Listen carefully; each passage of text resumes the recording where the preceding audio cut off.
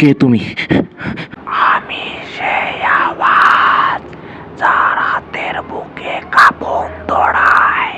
তোমার ঘরের দরজার বাইরে আমি দাঁড়িয়ে আছি, খুললেই সব শেষ। আমার কণ্ঠ শুনে তোমার আত্মা কাঁপছে।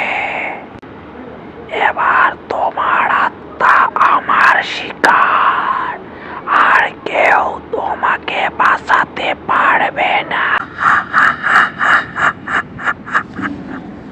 আমি জানি তুমি কোথায় লুকিয়ে আছো, কিন্তু লুকিয়ে বাঁচতে পারবে না।